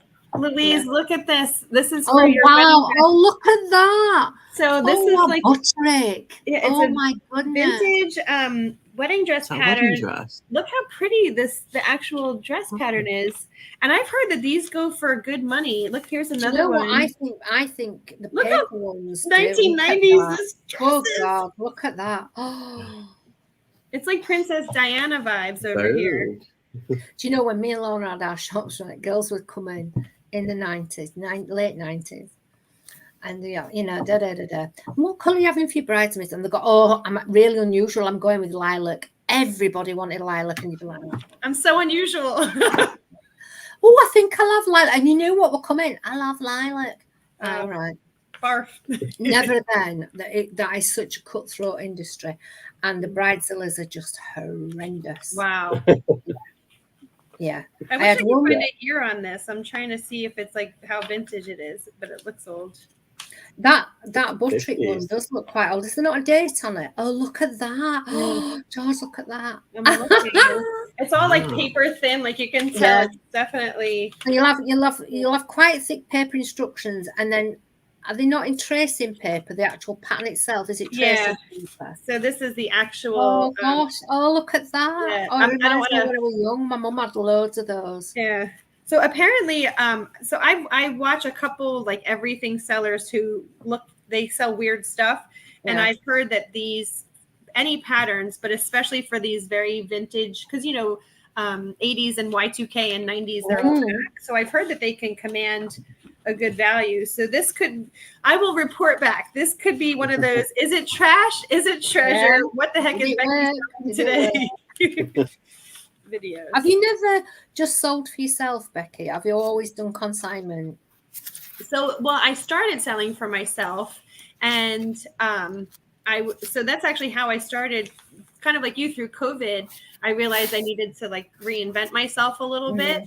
And I was working so hard at my other job. A lot of people's jobs like slowed down during COVID, and mine ratcheted up. And I was killing myself working so hard. And I was loving it, but there was a certain point where my industry was really showing that it wasn't going to bounce back very quickly. And simultaneous to that, while I was home, I was like, we're home in our house, and I just wanted to clean things out. So I was like, I have all this stuff, and I don't, like you said, I'm not from Yorkshire, but I have that heart, This is worth something. No, I'm not giving it away. Yeah. And with my kids, like I had some of the stuff for my kids that still had tags on it that they just grew too quickly, or their little gear that they barely used. And so I found that there is a secondhand market. And once I was making money on my tat, as you guys call it, my junk, I was like, oh, this is is my, I found my calling, so to speak. And so then actually when I started telling people what I was doing, they're like, oh, I have stuff. Would you sell it for me? And I think most people probably say no. And I said, yes, sure. And then it just was going so well. And then more people told more people. And so now I have a contract and it's more formula and more professional, but it's not how I started. That was not my intention. But now I don't have to source. I don't have to drive anywhere to get things. I don't have to pay for inventory. And that has been awesome. I also find myself selling weird stuff. I don't know what this is. What Why is not? like, so like there's also, I mean, there's that other element of like, what is this? I don't know what I'm getting. It's like what you do with those foil Christmas decorations where Does it go the whole way around? Well, no, it's I mean, unless maybe I'm holding it the wrong way, but like what does this do? Like so there's this kind of stuff where I'm like, you will have to do your comps. Oh yes. I really couldn't tell you. But so sometimes I have junk and then sometimes I have stuff that could be potential treasure. And it's fun. Pika's in the chat too. I saw you say hi, George. Hi, Pika. So yeah, that's the great thing. I mean, with like consignment, I'm like, it's such an interesting, like different way into reselling, and it's such a different way of doing it. And it's like now, like we've all kind of got to know, like there's the consignment seller who you spoke to on the 24-hour live. She's released it. I think she's released a video. Oh, cool. Yeah. Which one? But like, yeah, she's but like getting to know how to like what it entails. It's just really interesting because like I can't imagine like I don't know. I just find it not strange, but it's like because I think I like the sourcing more than the listing. Yeah, I think I'm more of a buyer than a seller. That's the problem. But yeah, that is because that's such a dominant kind of time suck. Like the sourcing, going checking all these things. It's fun. I like it, but it's you literally it's like half your day or like half your day. You know, it's like. Right. So to have it kind of just literally on your doorstep, literally, oh, there's the next bag. It's kind of genius at the same time. It's like, oh, I could do. Yeah, so I don't know. I've been thinking about it, but I don't think I've got like the mentality to do it. I'd have to start a new eBay shop just in my mind. So I was like, I've got my reselling, but then I've got the consignment. So do you know what I mean? Yeah. Like I couldn't do it all on one eBay. It's like a reverse model, isn't it? Because the way we do it, you pay out up front to buy all your stock in, whereas the way you do it, Becky, is you get your money in and then pay out. So there's some merit there, isn't there? I think. I also think that you guys like the fact. So we have consignment stores. So like if I wanted to, I could open up a brick and mortar and like have an actual. Oh really? Yeah. Oh, like dress agencies. Dress agencies. We have those here. Yeah, there's something called a consignment. There's a consignment store. Actually, weirdly, there's a consignment store in my town. I didn't know what it was. It just came up as a new shop, and it says underneath. I was walking past it, and it says like, "Oh, consignments." So they've got but I think it's wholesale new items. So it's new items that haven't been sold, and then the owner has given it to them or passed it on to them to see if they can sell. Because there's loads of Adidas trainers and like. Air fryers. It's such a random store. It's so random. It's weird. Oh, we do have it's what they called emporiums. I went to an emporium, and that's kind of like a consignment store, but it's more like I don't know. You rent out like a little booth. You have like a concession in there, though, don't you? You rent the space. Yeah.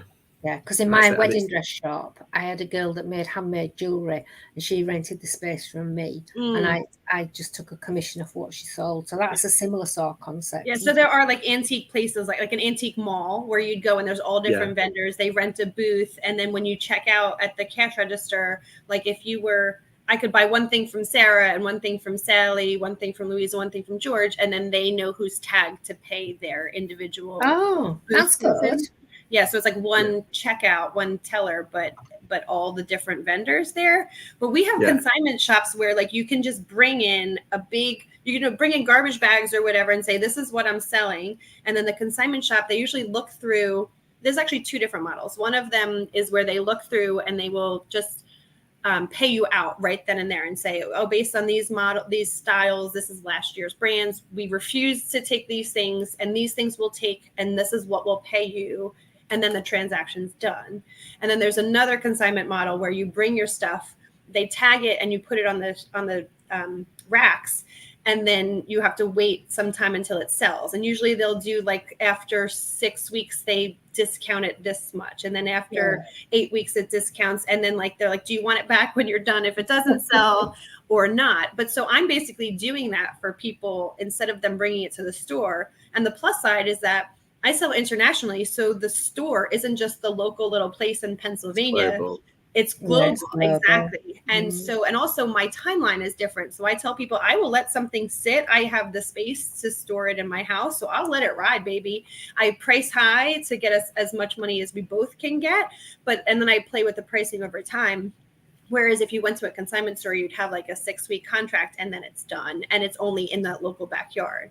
And so they're getting more money. I'm able to sell things for higher, but it's like a slower, long tail kind of slow burn sale. But I think you guys, because you don't have consignment stores, I think you could like clean up if you were willing to offer this as a service to your like friends and family and whoever, because that model's not there. So like you could be the consignment store. I feel like there's potential for the UK. There is opportunity. I agree. There is opportunity for it, but I think for me, because I'm just doing my reselling, because I'm doing like eBay and everything, and I've got some other revenue streams that I'm working on, but like I don't think I have time. I think I really need to like focus on something before I set it up. I need to be comfortable with it. So okay, these are the bit. Like with eBay, I just kind of started selling all my stuff off to pay my bills. That was kind of like my kind of start, like because I was heavily in debt and everything. But like I thought, oh, what should I do? And I've just sold all my stuff,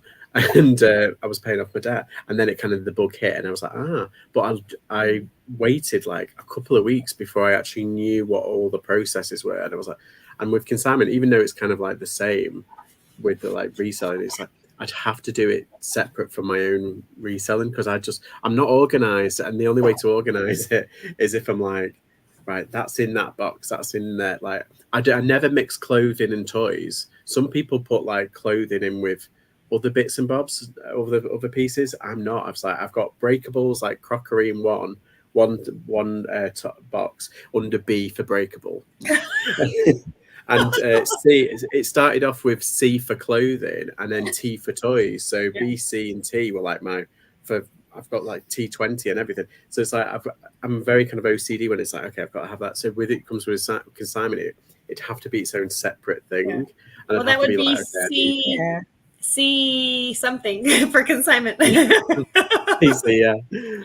So it's I do like it though. I do like the idea, and I think you're right. I think there is a market for it because we do have, obviously, we've got car boots, we've got charity shops, and we've got other online people. Regulars can sell stuff as well, regular people. But I do think like people are just so busy now. It's like they need something, just like someone to do it for them, or they just don't know.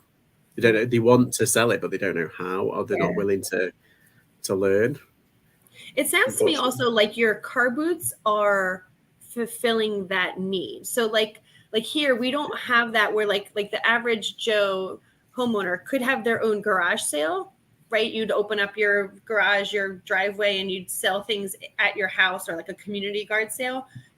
But like for you guys, if somebody wanted to get rid of their things and there's no consignment shop, they could donate it to the charity shops, right? Or they could take it to a car boot sale, right? And rent a little plot or whatever and sell there. So maybe that's filling that need. That's right. Filling that niche. It's like, have they got time? And it's only like once a week, and it's weather dependent, and it's like there's so many different variants, and it's like some people don't have cars. I know it's like 2023, but some people don't have cars, and some people live in flats, so they can't.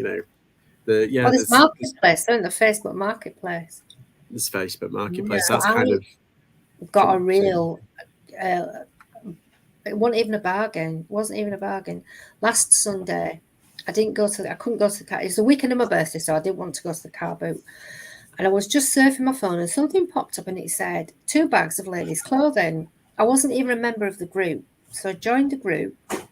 And this was a ridiculous, like 7:20 on a Sunday morning. So there's nobody about. And I just messaged and I said, oh, can I have them, please? I private messaged her. She came back to me and she said, yeah, can you collect them today? I really want them gone today. So I said, yeah. My husband's out, he was doing some dogs. Can he collect them? Yes, 6:30. So I said, and he went. And I kept thinking, he's going to phone me and go, this woman wants 20 quid or something. Nothing. He phoned me up and he went, right, I've got them. I said, did she want any money? He said, no, she just gave them for free. I went, are you joking? Awesome. So he had lots to do. And I said to Declan, you watch. I said, it'll be a right load of tat this when I got home. Oh, I can't tell you, George. It was like Christmas. I'd call it on.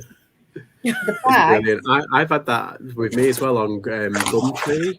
These are the bags. They're empty now. So that's a little bag for life. That's a Sainsbury's.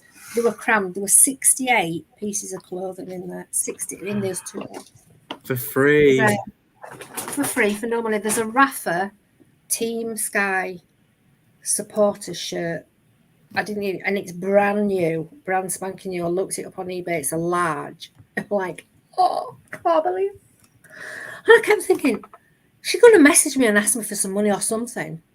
But apparently, I was talking to my friend. She said, no, she said, some people just think, right, I'm having a clear out of everybody's wardrobes. There was stuff in there brand new with tags. And they just clear it out. And they can't be bothered to go to the charity shop. They just want somebody to come to the house and pick it up. That's what she did. I couldn't believe it. Yeah. When I first started out, I tried to get as much free stuff as I could. So there's like Freegal, is it? There's Free Cycle. That's another website. Cycle, yeah. And Gumtree has a section where it's like everything free. And I had something similar, but it was in boxes. She said, "Just want them gone today. Come pick them up." And it was literally like a few streets over. So it was like, right, I'll go and get them and I'll come back. And they were just there. She said, yeah, pick them up. They're on the doorstep. That's fine. And it was funny on Facebook Marketplace when that first started popping off. There was someone who said, I've got a skip of toys, like a whole kind of like skip outside on the drive. Come round, take what you want. When I got there wasn't as much, but there was about 4 or 5 Build-A-Bears in there. Wow. So nothing kind of like amazing, but it was just like generic Build-A-Bears. So I was just like, yep, I'll take them. I took, what else did I say? There was quite a few bits. I took a bin bag full, but from the picture that she put up, there was like board games. There was like a bag. I saw a bag. It was like a see-through bag, and it had like just loads of action figures, like like action figures and stuff like that. And I was like, oh my god, that'll be amazing. There's be one thing in there that's amazing. But he'd already gone that before by the time I got there. But yeah, she's obviously just put it out and just and it's just amazing, and that really just helps when people want to give stuff for free. That's nice. Like you said, it's just people just want to get rid. They just want to. Thought I might message you and go, if you've got any more, just let me know. I'll send Mark round. Well, that's what I was going to say too. And if you tell people your why, like if you say, hey, thank you for this free stuff. I just want to let you know I'm starting a little business. It's, I'm transitioning since COVID. This is helping. Like I tell people, this is what helps keep me a stay-at-home mom. And like, if you're going to donate things to the Goodwill or the charity or whatever, not that I'm a charity, but like if you were just going to donate it anyway. So maybe letting these people know you're helping me as a local small business owner be what, a small business owner. If you have anything more like that, just, shoot me a text and I will come and pick it up. Yeah. I think there's a guy who he runs like a store. His main job, I think he works at the Amazon warehouse, because I've got a massive Amazon warehouse in Staffordshire, and he works there. But he runs the car boot. He doesn't run the car boot. He does a car boot, and he has like a van, and he gets all of his stuff from charities. But throughout the week on his way home, because he works half day. Oh, he works from I think it's 5 a.m. until midday, but he stops off every day at some of the charities and say, have you got anything that you're throwing away? And they bring out loads of stuff, and they give it. He's got a card, and he gives them his card, and he says, if you've got anything that you just want to get rid of, don't put it in landfill, I'll get rid of it and everything. And so he's got basically free stock, because he said it's taken him about 3 or 4 years to get friendly with them, the reputation, reputation. And now that they know, literally they can call him up, and within the hour he's there. So, you know, And that is a business model right there, George. Yeah. That's pretty crazy. One thing that, well, I was speaking to him 2 weeks ago. I saw him last week, but I had a really good conversation with him 2 weeks ago, and I said, "Do you not just like root through the stuff yourself?" And he says, "No, because I know I can just get what I want because it's all free." I think he said something. He makes like 3 figures at the car boot like every week on Sunday. So and it's like it's a little bit extra. It's cash in hand. Yeah. You know what's brilliant? He's getting stuff for free. Like, so like that is brilliant. I mean, he has gas, right? And his time equity of like driving around to pick it up. So it's definitely like he's earning it, but free stuff, sell it at the, boot sale. He gets loads of stuff. I remember the once I got off him, it was a couple of years ago. I got a big bag. I looked in and there was basically a couple of Power Rangers stuff, like first generation, which is my generation, like the Power Rangers things. And I had them all, so it's like the knowledge was inbuilt, so I knew what these weird things were. So I was like, oh, and then I started rooting around in this bag, and I realized it was all these big kind of toys. I was like, oh my god, these are all like. And I was just said, oh, how much do you want for just the bag? And he said, just give me 20 quid. I was like, yeah, okay, that's fine. And the first thing sold for £70, and that was just one thing. And it was like, it was a little Power Ranger, like the one, it came with the gun, so it was like upset. But yeah, it was insane. And I get so much stuff. Like he does like 3 for £1. So he gets like 3 items. And weirdly, I don't have anything here, typical. Oh, it's in that bag. I got 3 things. I got a Tiffany lamp 3 weeks ago, I think it is now, a Tiffany style lampshade. Love those Tiffany lamps. You do well with them, don't you? I don't know why I find them, because they're not really my bag. They're not really my kind of like thing that I go for. They are now. I pick them up and I'm like, oh. But I found that, so that's 33p. I found a plush that I've already sold in the past from him, and I found it again. That was 33p, and it sells for like £30. So I was like, it's just insane. I was like, why didn't you just look through? And he's just like, he says, I can't be bothered. I haven't got time. He says, I've got on my Sundays, I wake up at 5, I come out to the car boot, set up at 6, and I'm home by 12. And I've made, I think he used it to pay like bills off and stuff. But it's like, I'm happy. It's like, it's my job. He's done it for years though. He's done it for like 7 or 8 years, probably as long as I've been doing it. Wow. But yeah, it's just, so they'll have all the stuff ready for him, and he'll call on his way home. So it was probably going past anyway. So it's not even like he's going mega out of his way, is he? He's just picking it up on the way home and then putting it wherever he puts it, and then in the car, off to the car boot, 100 quid. And he said, particularly on clothing as well, it's like there's certain what they call like cash for clothes, like they're called rag houses, aren't they, really? And they do the same. They give them their card and they go in and say, oh, we'll give you so much. But they're giving them like pennies for like kilos. For kilos, I think it was something like what did he say? Like £1 a kilo, something like that. And it was like, oh my god, really? And that works out like 10p per item. It's something ridiculous. So what he did, he said, oh, I'll give you £2 per kilo. And they said, yeah, okay. And they started giving him clothing. And he's just like, because he's getting, he said like, oh, I think what one of them was, he had like 10 boxes, like big boxes of clothing. Was it 10? Oh no, 20 boxes of clothing for £10. And there 20? were 20 boxes of clothing. Wow. That's insane. £10. And that was a few months ago.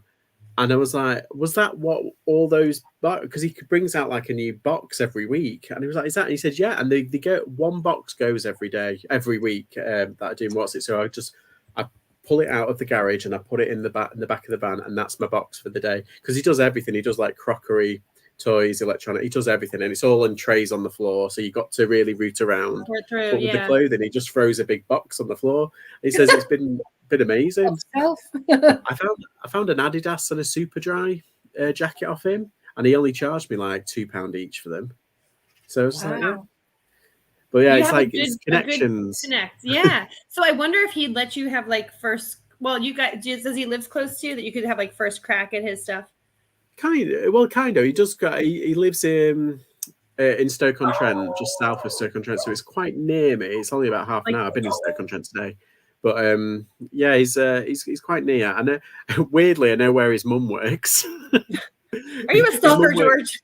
Yeah, his mum works at the B&M that I used to live across the road from. So like, I was like, oh hi. I know your mom. So like, that's how I know I'm not like a stalker.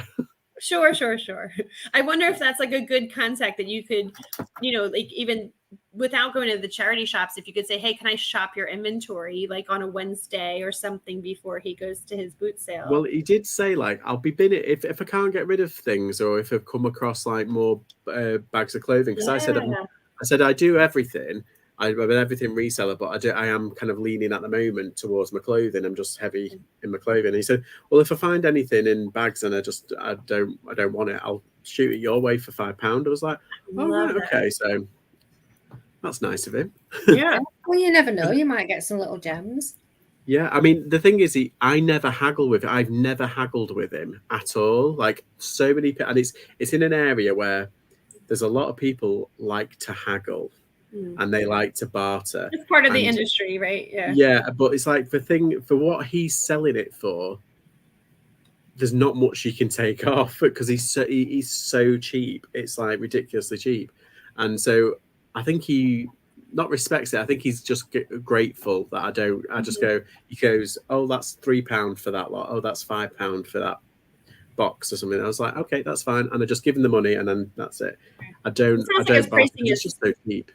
But it's fair too. Like he's not asking for astronomical. You're in the industry, and you know the work that he's put into it. So that'll come back. It is fair prices. There's other stalls that go there every week that do things stupid prices, and I'm like, oh my god. And I always go just to see. Like it's like, oh, is that doll still there? Oh yeah, it's been there all year. Right, because your prices are too high. £20 for it? No. Right. Just saying. Yeah. Well, you guys, I have to tell you, I only have like 2 more minutes left to be on, and then my crazies get home off the bus. And I'll just ignore them. Lock the door. They'll play in the garden. They'll be all right. Throw a bone at them and let them just hop on the stairs and a couple of bags of crisps. They'll be all right. Well, to be honest, I'm fine, but they're Louise. They are louder than the dog barking that you had. I give the dogs a run for the money. Yeah, we live loud and that's fine. But they also come off, there's like a noisy, it's the end of the school day and then they're on this noisy bus. And when they come in, they're just chattering and noisy. How old are they? My older one is 13 and my youngest is 11, both girls. Oh, just about to enter the danger zone. We've been in the danger zone. Oh my gosh. It's been a journey, but they're sweet girls and they really are good. They keep it interesting. I'll say that. Yeah. But, for a while I had to be really like hands-on emotionally, like when they would come off the bus, especially like right after COVID. I didn't know if I was getting someone who's like, if it was going to be like high drama. I had, the worst day ever, or, who looked at me funny or whatever, or, normal stuff. But now it's, at least so far, not good for this school year. It's been good so far. Mark says, I'm a stay-at-home dad and reselling is the only way I can do it. There you go. Oh, Mark, we're right here with you. So that's part of it is like what reselling, isn't this such a gift that we can do this and it allows us to be stay-at-home parents, and you, Louise, it allows you to kind of restart your life. Same with you, George. I know your story that you like had a job and this has given you an opportunity to restart, and you're making more money, you said, doing this than your other job. What a gift. Like 30% minimum a month. So cool. Net more. And it was like I was working stupid hours and flogging. Right, and your quality of life has improved. Yeah, it's just so improved, and I'm not debt free, but I'm like near enough getting there. But I think it's just really good. It's just the freedom. And it's like, I feel like it's a secret. And then every now and then somebody comes in and says, oh, I'm new to reselling. I've just found out. And I'm like, shh. Right. Stop telling people. Don't do it. Right. Yeah, so that's just what I love like about YouTube. YouTube is giving us the hacks, right? Yeah.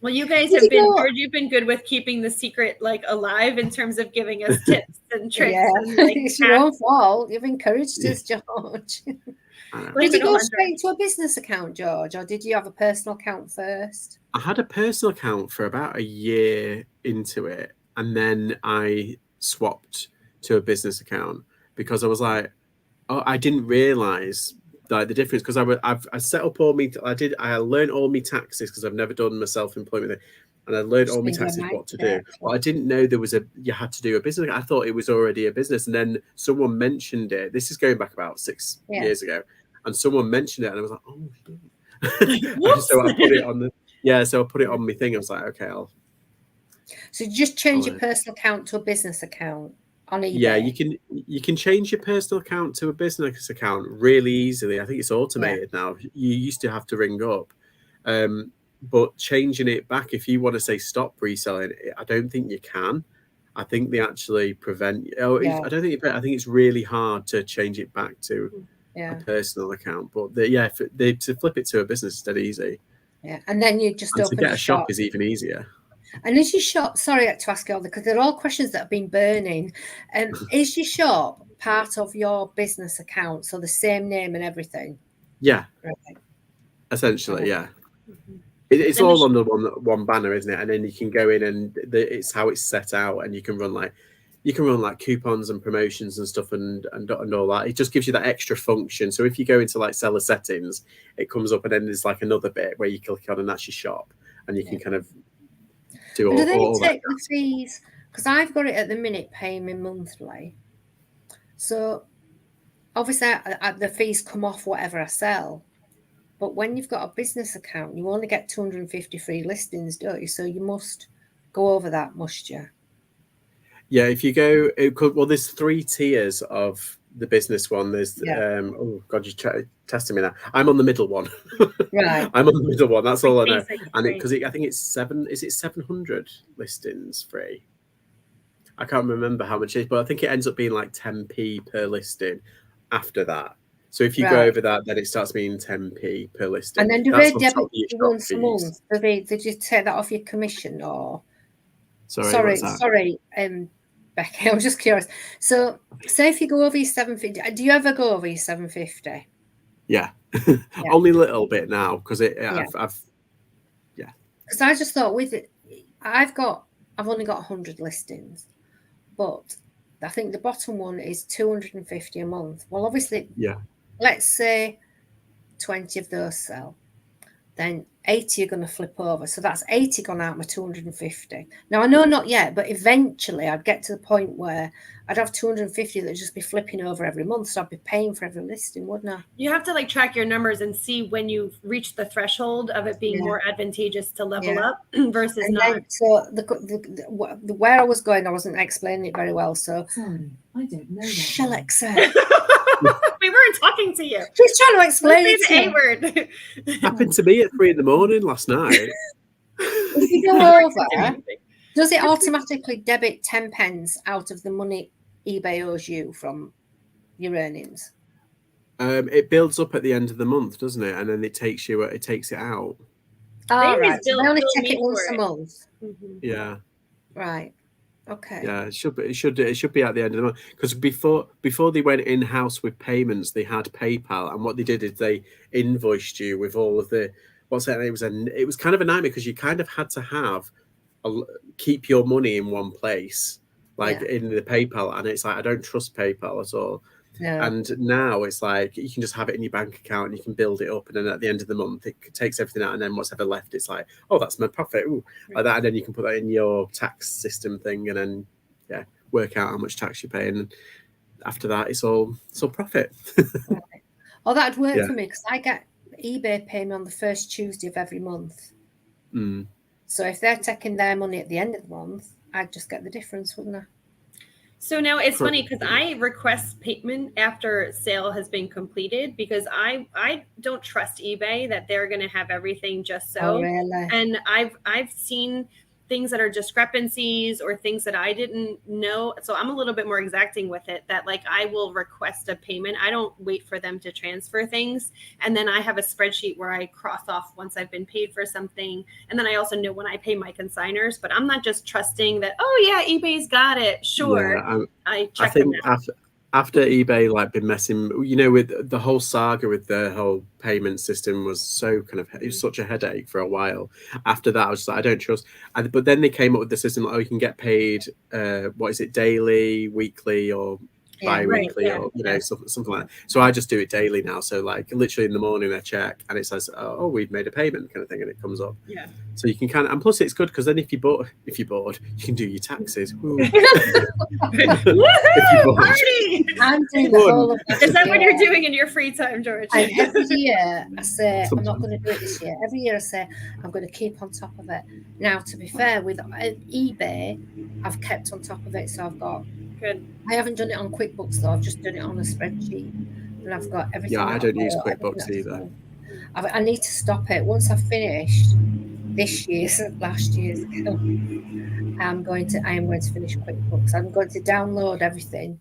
That's the thing, because once you stop it, you can't access it again. If the taxman wants to do an investigation, I won't be able to get to it. So I need to download loads of spreadsheets and things to make sure I've got everything. But I'm going to stop it because it's £38.40 a month now.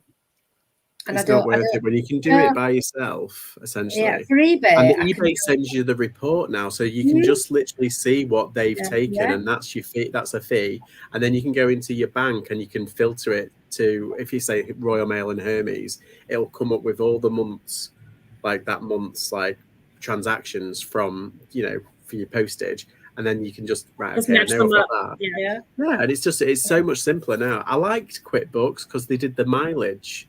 And I used to do like when I was on the bus, and I just used to do the bus and everything. Oh, that was dead easy. Or like if my dad would drop me off, I'd say, "Oh, it's dropping me off to the postage," and he did the mileage for me. But now it's like there's not really much worth it. I just put my petrol in, receipts in, I put my petrol in.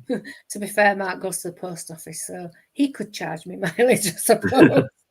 I think you can take off as well part of your internet bill. If you're using your mobile or your phone, you can use that. And apparently if you'd pay rent, because I'm renting the garage, technically we're in a house, but like I'm using the whole of the garage is what I'm using. So it's technically we can use part of that, and I've got my unit, so I'm offsetting quite a lot anyway. If you go onto the HMRC website, there's a formula on there how to work it out, and it's all based on the number of rooms in your house and how much you pay. And you do it exactly the same. It's something like 17%, isn't it, off your? I can't remember now because mine's just set up, and it's at the minute it's on QuickBooks, so it just repeats. And if the bills go up, actually, I didn't put them up for last year's bills, and I probably should have done because the bills in the winter were horrendous, weren't they? But phone, internet, all that, I charge a percentage of it to the Inland Revenue. And you claim working from home allowance as well. Do you claim that, George? Do you claim a working from home allowance? Oh no, that is one thing I didn't claim during. Well, I wasn't working. I wasn't a reseller during COVID. I came back to reselling after COVID, so I didn't claim any of that back. But you can claim it now.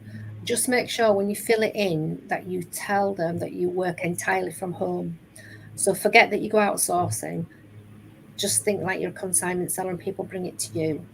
And just on the form, just put, I shouldn't be saying this on the internet. No, but I think it counts because your business is home based. Like even though you have to make it's essentially home. I do all my listing from home. And I think it's about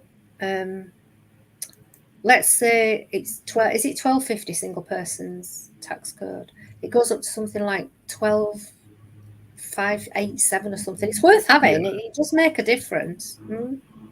It all adds up, right? It does, and then at least you don't have to worry about taxes then at the end of the month. It's like, or at the end of the year, until like you're earning like a ridiculous amount. I'm quite lucky.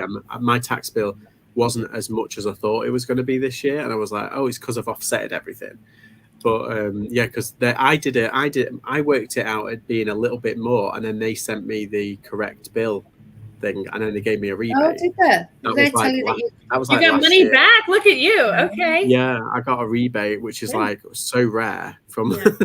Well, what they do is they wait for like years ahead, and then say, "Oh, you've got a rebate. Here you go. We were wrong." It's like, oh. Well, take it though. Take it and run. I'll take it. Yeah. I'm seeing the buses pulling up. So was it coming? Sorry. No, I just saw the orange go by. No, it's fine. This is actually perfect timing. Mark in the chat said he thinks it's 250 new listings each month. on the bottom rung. Right. He's not sure if it counts the ones already listed. So that's just, I say, look for that threshold and see. I think it's about £27 a month, isn't it? I think on the bottom one. All right, I'm going to jump off. My chickens are Sorry, it's been lovely. Thank you for inviting me on. It's been lovely. We'll do it again. Yeah. See you soon. Bye, guys. Bye. Bye, George. Bye, Becky.